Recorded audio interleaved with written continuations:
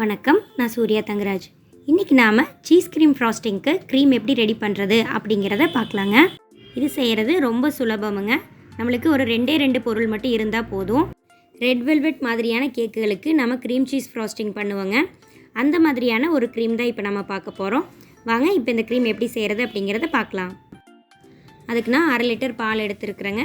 இதை அடுப்பில் வச்சு நல்லா பொங்குற வரைக்கும் காய்ச்சிக்கணும்.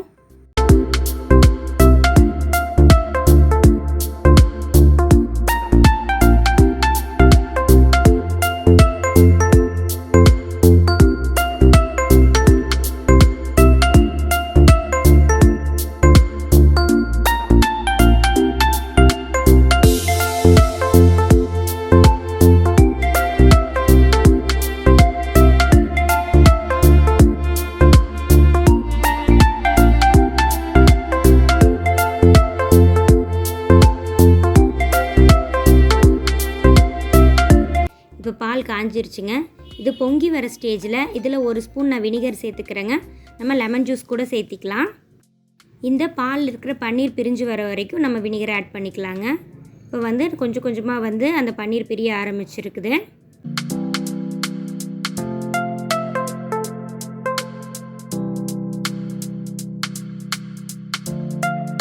இப்போ பார்த்திங்கன்னா பன்னீர் ஃபுல்லாக பிரிஞ்சு வந்ததுக்கப்புறமா இதை நம்ம வடிகட்டிக்கலாங்க. நம்ம பன்னீர் செய்கிற அதே ப்ராசஸ் தான். நம்ம பால் கொதித்து பொங்கி வரும்போதே வினிகர் ஆட் பண்ணிடணும். இப்போ இதை நான் வடித்து எடுக்க போகிறேங்க.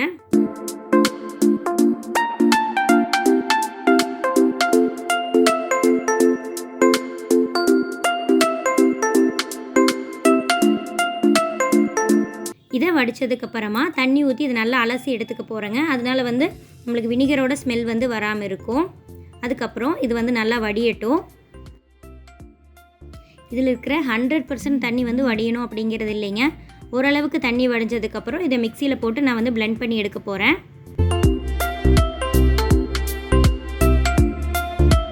ஒரு தடவை blend பண்ணதுக்கப்புறமா நல்லா ஸ்மூத் ஆகலை அப்படின்னா நீங்கள் ஒரு 1லேருந்து 2 ஸ்பூன் தண்ணி வரை கூட ஆட் பண்ணிவிட்டு மறுபடியும் blend பண்ணலாங்க. இப்போ பாருங்கள், நம்ம சீஸ் க்ரீம் சூப்பராக ரெடி ஆயிடுச்சு.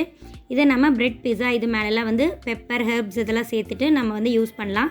ஆனால் நம்ம இன்றைக்கி பண்ண போகிறது சீஸ் க்ரீம் ஃப்ராஸ்டிங் அப்படிங்கிறதுனால நான் கொஞ்சம் விப்பிங் க்ரீம் எடுத்துருக்குறேங்க. இதில் அந்த சீஸ் க்ரீமை மிக்ஸ் பண்ண போகிறேன். விப்பிங் க்ரீம் எந்த பிராண்ட் வேணாலும் எடுத்துக்கலாங்க. அதில் இந்த சீஸ் க்ரீமை மிக்ஸ் பண்ணிவிட்டு இந்த சீஸ் க்ரீம் ஃப்ராஸ்டிங்கை யூஸ் பண்ண போகிறேன். நான் இப்போது சீஸ் க்ரீம் நாம் இப்போது கடையில் வாங்கினோம்னா 400 கிராம் 300 ரூபாய்க்கு கிடைக்குதுங்க. ஆனால் இப்போ அதே 400 கிராமை நம்ம வெறும் 50 ரூபாய்க்கும் குறைவான செலவில் நாம் செஞ்சுருக்கிறோம்.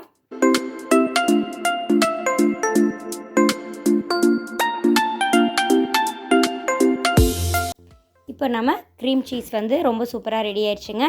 இதை வச்சு நம்ம ரெட் வெல்வெட் கேக் மாதிரியான க்ரீம் சீஸ் ஃப்ராஸ்டிங்கான கேக் எல்லாத்துக்குமே நம்ம டெக்கரேட் பண்ணலாம். கப் கேக் டெக்கரேஷனுக்கு ரொம்ப சூப்பராக இருக்கும். இதோட டேஸ்ட் ரொம்ப நல்லா இருக்குங்க. இதே மாதிரி நீங்களும் க்ரீம் சீஸ் ஃப்ராஸ்டிங் செஞ்சு பார்த்துட்டு இதில் ஏதாச்சும் டவுட்ஸ் இருந்துச்சுன்னா எனக்கு கமெண்ட்ஸில் சொல்லுங்கள். அதுக்கு தகுந்த மாதிரியான வீடியோஸ் நான் கண்டிப்பாக அப்லோட் பண்ணுறேங்க. இந்த வீடியோ உங்களுக்கு பயனுள்ளதாக இருந்திருக்கும் நம்புகிறேன். சீக்கிரமாகவே நான் உங்களை அடுத்த வீடியோவில் சந்திக்கிறேங்க. நன்றி, வணக்கம்.